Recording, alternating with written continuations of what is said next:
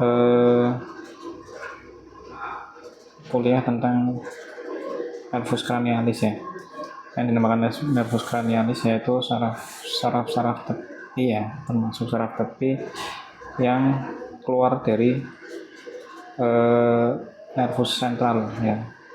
Jadi bukan dari medula spinalis, tapi dari otak dan pendukungnya ya, saraf pusat, sistem saraf pusatnya. Atau dari kranial, bukan dari medula spinal ya. Ada 12 nervus cranialis ya, dari yang olfaktorius,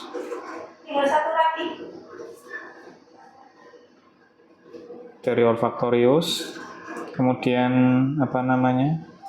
sampai dengan hipoglossus ya. Nah ini yang olfaktorius ada 12. Yang pertama tadi kita bahas ya, yang pertama ya tadi olfaktorius dan optikus itu keluarnya langsung dari otak, dari cerebrumnya. Nah kalau yang sisanya itu keluar dari batang otak ya. Salah satunya nervus 3 dan 4 itu keluar dari midbrain atau mesencephalon.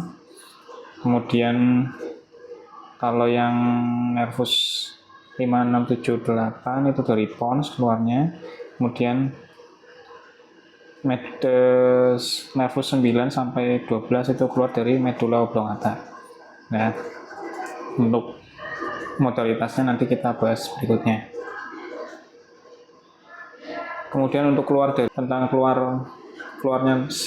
nervus ini di tengkorak itu di mana ya? Yang pertama nervus 1 olfaktorius itu keluar dari lamina cribriformis ya. Jadi ada kayak saringan-saringan ini, lubang-lubang kecil itu nanti keluarnya dari situ. Kemudian ada nervus 2 optikus lewat canalis opticus. Nervus 3, 4, 5 cabang 1 dan 6 itu nanti lewatnya viscera orbitalis superior. Kalau nervus 5 cabang 2 itu lewat foramen rotundum. Kemudian nervus 5 cabang 3 itu foramen ovale. Kemudian nervus 7 dan 8 yaitu meatus acousticus internus ya, namanya juga untuk pendengaran yang vestibulococlearnya itu tadi itu lewatnya meatus acousticus internus.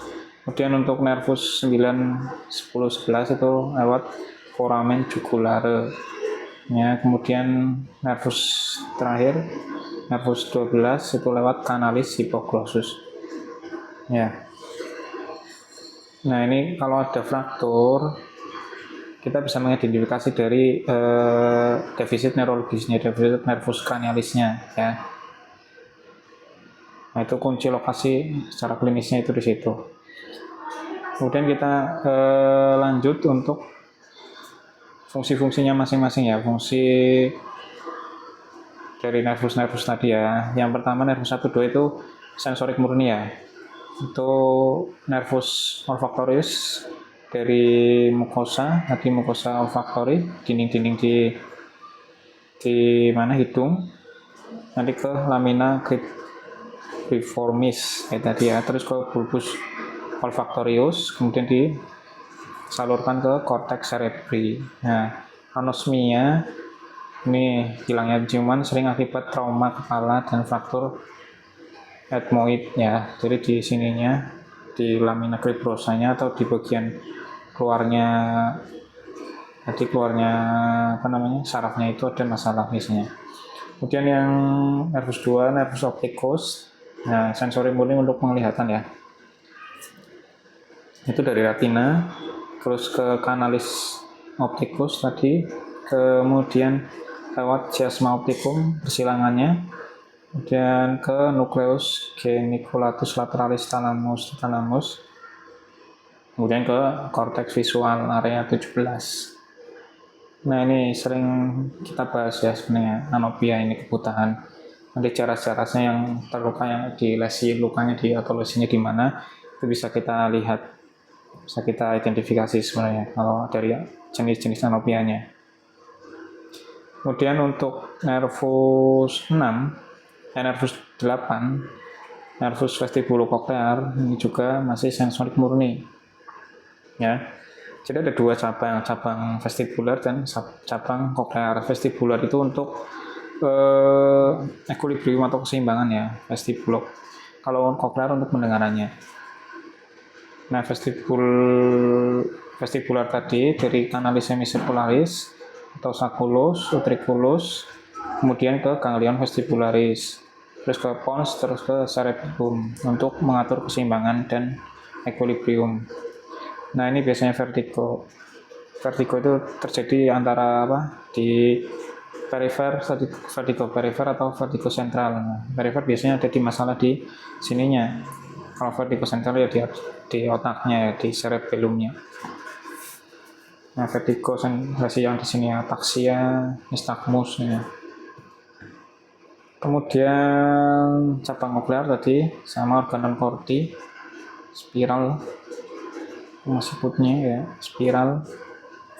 Kemudian ganglion spiral, terus ke medula dan talamus. Ini fungsinya tadi pendengaran. Biasanya kalau ada lesi di situ terjadi tinnitus atau berdenging, dan tuli sensori neural ya.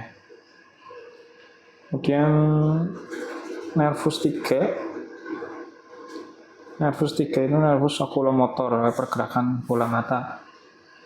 Tapi ada fungsi lain ya, otonom parasimpatiknya tadi. Tidak cuma motorik murni, tapi kalau ada otonom dan parasimpatiknya. Kalau motorik nanti kaitannya sama nervus 4 dan nervus 6. Tapi kalau untuk sensoriknya, parasimpatisnya jadi midbrain, kemudian visura orbitalis superior, otot ciliaris sphincter pupil. Gunanya apa fungsinya? Fungsinya untuk akomodasi lensa. Jadi untuk mencembungkan lensa ya, pipihkan lensa. Biar bisa melihat dekat. Ya, kontraksi pupil juga ya. Untuk kontraksi pupil. Jadi kontraksi cahaya ya, itu lewat situ. Oke, nanti kita bahas kemudian yang motoriknya. Tanda lesinya ya, kalau nervus yang jalur motorik somatiknya itu ada visual orbital superior, kemudian ke otot superior, medial inferior, dan oblique inferior, levator palpebra termasuk ya. Levator palpebra, nah itu semuanya di situ. Kemudian tanda lesinya apa? Strabismus, divergen. Dia otot-ototnya banyak yang bekerja, yang disarapi oleh nervus oculomotor. Jadi strabismus, terus ptosis karena dia juga mengatur levator palpebra, kemudian diplopia penglihatan ganda, pupil dilatasi, hilangnya refleks akomodasi. Nah, kemudian tadi ya motorik murni lagi yang nervus 4 dan 6. Nah, kalau 4 ini saraf kranial terkecil, satu-satunya keluar dari aspek posterior batang otak, midbrain, kemudian visura orbitalis superior, kemudian ke otot oblik superior. Nah, ini ke oblik superior. Kalau nervus 6 atau abdusen itu ke rectus lateralis. Fungsi rectus ya untuk abduksi ya, berarti matanya melihat ke arah lateral atau arah luar ya. Sama kalau adolescentnya ya bisa strabismus, diplopia karena pergerakan bola matanya enggak sesuai ya, kanan dan kirinya. Nah, ini matriks kompleks oculomotor dan hukum pergerakan mata. SO4, LR6, RES3. SO4 apa? Superior oblique, itu otot superior oblique itu disarafi oleh 4. Rectus lateralis atau lateral rectus itu disarafi oleh nervus 6, kemudian sisanya disarafi oleh nervus 3. Intinya seperti itu ya. SO4, LR6. Nah, tadi ini otot targetnya. Nervus 3, 4, dan 6 itu targetnya itu. Kemudian gerakannya apa? Gerakan multiple kalau yang nervus 3 elevat sama elevasi kelopaknya tadi, elevator elevator vertebranya ya. Down and out, tosis, dan nah kalau lesi kan jadi dia nggak bisa narik ke dalam, padahal yang di luar oblik rectus lateralis berfungsi, jadi akan out, keluar ke lateral. Yang tosis karena elevator vertebranya nggak bisa, dan pupil dilatasi kalau lesi ya.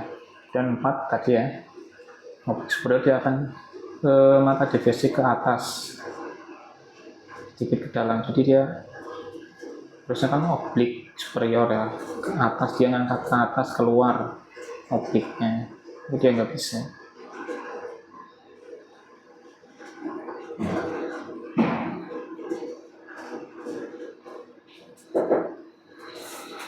Dari pasiennya politik.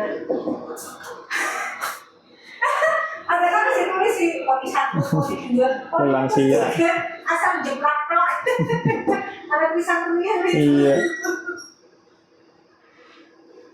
Kemudian kasus nervus cranialis 6 ya, lateralis tadi ya, untuk abduksi ya. Abduksi itu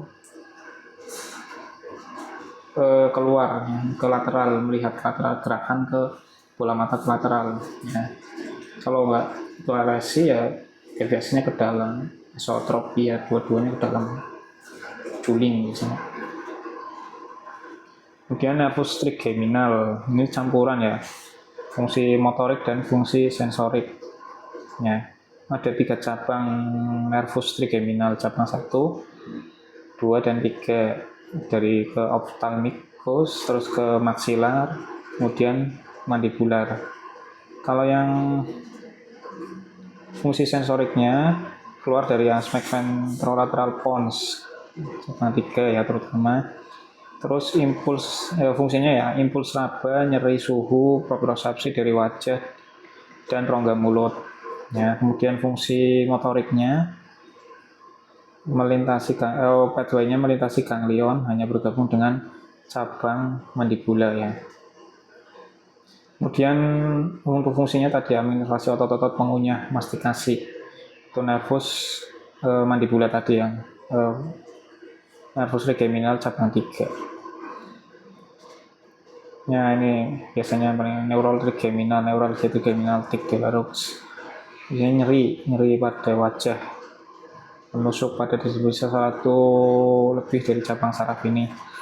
Kelumpuhan otot juga bisa mengunyah di bilateral.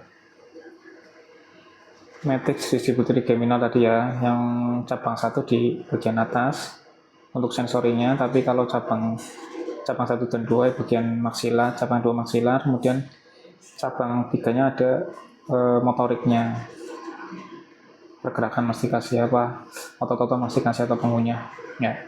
Kalau yang cabang 1, 2 itu enggak ada. Kemudian untuk nervus facialis, nah ini juga di wajah juga, itu ada campuran juga motorik, sensorik, dan ada parasimpatiknya ya. Yang pertama kita bahas motoriknya ya. Motoriknya yaitu otot-otot ekspresi wajah ya, ekspresi wajah. Kemudian untuk sensorinya tadi ya, untuk sensorinya ya nyerinya tadi. Untuk ini sensorinya untuk pengecap 2/3 anterior lidah ya, ini oleh fasial. Tapi kalau sepertiga belakang itu beda saraf lagi. Untuk parasimpatiknya tadi ya, kelenjar lacrimalis, kemudian kelenjar liur dan submandibular ya, di sublingual atau di submandibular. Lesi yang sering pada saraf ini ya Bell's palsy akibat infeksi virus atau inflamasi, gejala ya paralisis wajah separuh ya, hilangnya kemampuan menutup mata, menurunkan sekresi air mata, biasanya matanya juga perih karena air matanya berkurang, hilangnya pengecapan. Kemudian saraf glosopharyngeal modalitasnya ada 3 juga, sensorik, motorik, somatis, kemudian parasimpatik. Ya ini tadi kalau yang fasial itu kan 2/3 anterior pengecapan sensorinya. Ini kalau glosopharyngeal itu 1/3 posterior lidah pengecapannya ya. Kemudian somatosensori faring dan epiglotis. Terus monitor tekanan darah. Nah ini di sini juga ada di karotis. Kemudian untuk motoriknya, otot-otot stylofaringeus, nah, elevasi laring, faring saat menelan. Nah, kemudian kalau parasimpatis itu dari stimulasi ke stimulasi kelenjar liur karotis. Tanda lesinya apa? Kelainan menelan, ya disfagia ini biasanya glosopharynx, berkurangnya sekresi saliva, kemudian hilangnya sensasi pengecap di lidah bagian belakang. Kemudian untuk nervus vagus ini lebih luas lagi ya, nervus vagus ya. Itu juga campuran, paling dominan ya tadi parasimpatisnya malah. Itu motorik otonom, viscera thoracoabdominal, jantung, paru, saluran cerna hingga kolon transversum. Nah, itu dari sini ya, dari nervus vagus sering ini. Fungsinya ya mengatur tadi motilitas GI tract, terus menurunkan denyut jantung karena parasimpatis ya.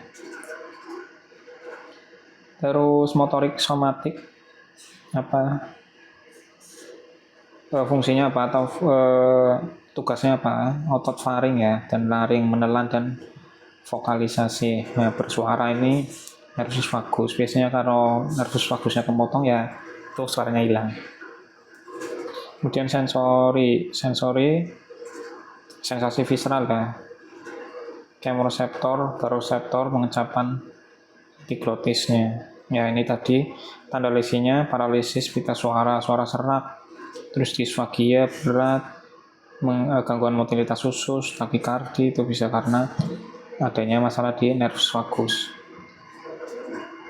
Kemudian yang terakhir motorik murni, kedua nervus terakhir ya, nervus 11 dan nervus 12, accessorius dan hipoglossus.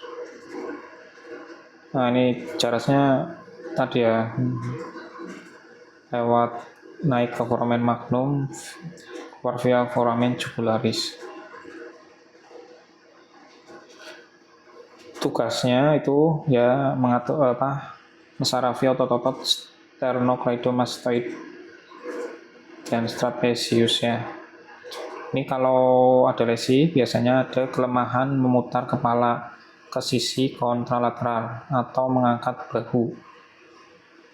Jadi ada, makanya tesnya nanti ditekan bahunya, dia suruh ngangkat bisa atau enggak. Kalau itu nggak bisa atau suruh nengok, nah itu biasanya ada masalah di nervus accessorius.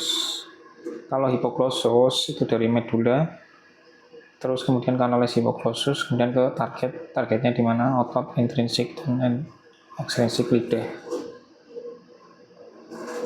Nah ini lidah deviasinya ya, biasanya ada miring lidahnya. Kalau suruh julurin dia akan miring ke yang lemah, sisi yang lesi.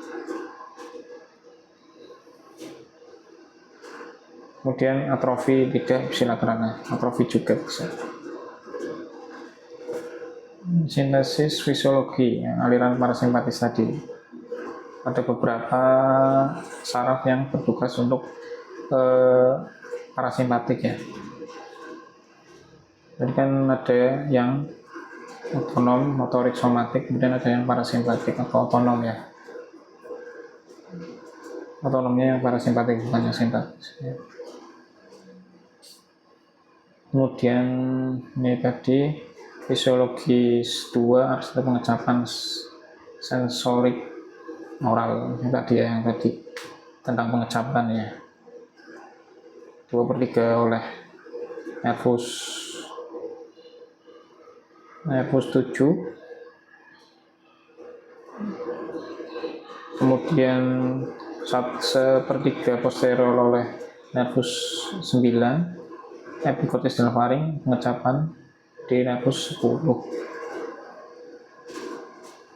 Nah kalau ini error diagnosis. Jadi kita bisa mendiagnosis lesi-lesi mana yang rusak berdasarkan temuan klinisnya yang ada di tubuh kita ya. Ya mungkin itu saja dari saya. Terima kasih. Wassalamualaikum warahmatullahi wabarakatuh.